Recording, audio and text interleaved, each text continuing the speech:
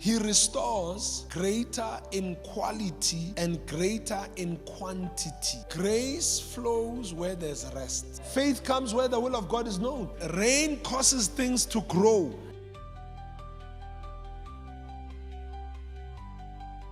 So he says he will restore to us the years the locusts have eaten. Time is going to be restored on us. Time gets lost. Sometimes you don't have money to make good time work for you. You are young, but you don't have money so that you can go forward. So the Lord says he will restore to us the years the locusts have eaten. So we're going to find time being restored. So when we talk about the restoration of time, which means as well, we must not waste time. When we waste time, you see, then we just say, okay, God will restore time. No, God wants us to, it is Psalm 90, teach us to number our days. So you need to be wise with time. You need to be wise with time. As you sit and idle, just know that if you waste time, that time will not be brought back to you. So the good news here today is that he will restore to us the years the locusts have eaten. So God is saying, don't look at yourself, look at him. He says, look at Christ. Whatever that you are faced with, whatever that you are dealing with at work, the challenges that you are being faced with, you are moving into uncharted territories, you've never done this is your first time doing this. And God says, then look to him. Don't look to yourself. Don't look at yourself. You're going to be overwhelmed. You're going to be depressed. You're going to see a lot of shortcomings. See, the source of worry is when you look too much in the future. Trust the Lord. The Lord will provide. The Lord will take care of these things. You see, and it's okay sometimes not to know how and to know where it's going to come. All you must know is the Lord will do it. Now, that's a word to quench and to deal with all spirits of worry, all spirit of anxiety, because as soon as I'm anxious, I'm not doing the word. You know, the Bible says worrying is a sin. Grace flows where there's rest. Worry chokes the pipes of grace. So look in your life, areas where you are restful about, there's more grace.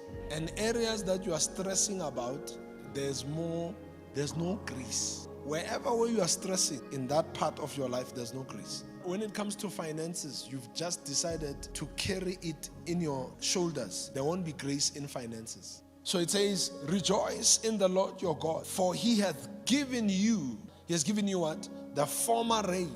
So that's what's going to happen. He's giving us the former rain. Imvulaya before, you know. There's the former rain and the latter rain. The former rain iza ukuthambisa umhlabathi. Then le enye iza lokho sikutshalile kukhule. So there's the former rain he gives us moderately, and he will cause it to come down for you. He says the former rain and the latter rain in the first month. So God says he's causing the former rain and the latter rain to come in the same month. In 1 month, we're going to be experiencing, you better believe this. So now, Uti the Lord here, he will cause the former rain and the latter rain to come in 1 month. Wait, y'all don't appreciate the Lendabaye rain because you are not farmers. Rain yakdina moyohlikiteksi wena. Rain causes things to grow and makes things to work. I began to hear from the Lord saying, tell them the rain is coming. You heard what I said, but it didn't register to you. Or you didn't let your faith on it. I said, rain is coming down. The spirit is caught, or the anointing is caught. The anointing is not understood. The anointing is caught. Wait. When you met someone who had flu, and then it became contagious, then you suddenly started having fever and started being drowsy and started being sickly and started having a temperature, and you see, you didn't understand it, you caught it. Yeah, so catch the anointing. And I'm saying the former rain and the latter rain is coming upon your life in the name of the Lord Jesus. It's one thing to work, it's another thing to have results. Many work, many don't have results. And so I, the Lord, when the time is right, will make it happen. Then he says, And here's a promise that he gives us. Uti, except the Lord builds the house. They that labor, they labor, but in vain to build it. And so the Lord is the one working on our behalf. Wait, when you rest, God works. And when you work, God rests.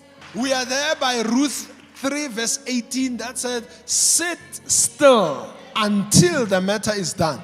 Could it be that God is resting because you are working? It says verse 24, the floors shall be full of wheat.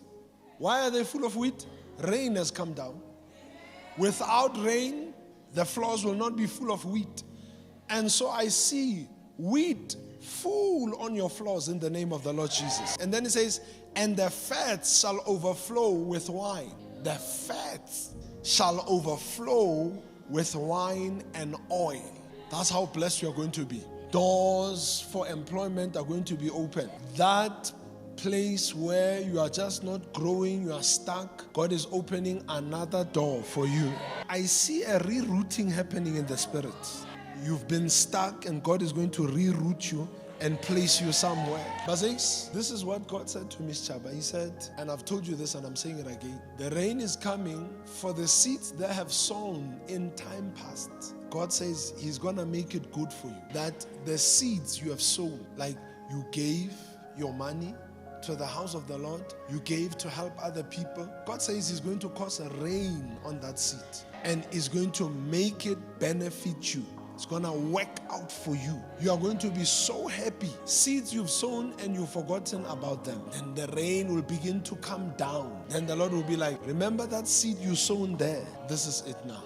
He restores greater in quality and greater in quantity. When God restores, he doesn't restore back to original. It always becomes better than before. Remember Job, whose livestock were taken by the enemy and children. When God restored, it was much better than the original. It was double of what he lost. So it will be higher in quantity. And then the Lord said, as restoration will be happening, your life will be full of glory. That everywhere you go, the glory of the Lord will be seen. And so the Lord is going to cause you to have that thing. And people at work will just want to be around you. People in life will just want to be around you. This will be the secret of the end time revival, where we're going to see a whole lot of people coming to Christ, because when they look at you, that's not good Zulu, but like sparkling, like the person was just drawn off kuluma now. Ismail Sako Bengati Siam healer. Killing me softly with it. No, this one not killing me, making me lively. Like you will have a like uzongene ndaweni. Oh, you have a life-giving anointing. Like even if they say there was death, life comes. Even nama flower aya blossoma. Upila wasani. Scripture, it whatever place you will tread your foot on, that will be yours. So where you will, there'll be life. It is Psalm 69 verse number 4. They that hate me without a cause are more than the hairs on my head. Then he says, they that would destroy me, being mine enemies wrongfully, are mighty. Then I restore which I did not take away. So this Psalm Pergamina is called a messianic, meaning it speaks of Christ. So that's why in the gospel, Jesus quoted this scripture as he was on his way to the cross. He said, those that hate me are more than my hairs. Then the last part, he says, I restore that which I did not take away. God is not in the business of taking our health, taking our finances, taking our peace and our joy, but he's in the business of restoring. So the Lord is going to restore to us. Note, what does he restore? That which he did not take away. It's a very common thing when people are going through things to say, God took my wealth, took my money, took my peace, took my health. No, God doesn't take, but God gives. He's going to restore that which he did not take away. Isaiah 42 verse 22, 18. It says, but this is a people that are robbed and they are spoiled. They are all of them snared in holes. They are hidden in prison houses. houses. They are for a prey, for none delivereth, for a spoil. He says, none saith, restore. These people are robbed, these people are spoiled, as in they took what rightfully belongs to them. At the end of that verse, it says, the reason why they are robbed, none of them say, restore. This is your part. As you hear this preaching, like you keep saying, restore, Lord. He says, the reason why they are robbed, the reason why they are spoiled, the reason why they are in prisons, he says, none say, restore. Restore my health, restore my wealth, restore my finances, restore my progress, restore my trajectory that was going up. Restore. As you are hearing this preaching, restore. The prayer you are to make this week is restore, restore. Why? Because it's the will of God for you to be blessed. It's the will of God for you to walk in blessings, in favor, in the goodness of the Lord. So you must say restore, restore. You know why they are not saying restore? They don't know it's the will of God. Faith comes where the will of God is known. They think when things are robbed and stolen from them is the will of God. They say, but it's the enemy coming to steal in your life. And you are allowing it because of ignorance. But now, light has come. And you are going to say, restore, restore, restore.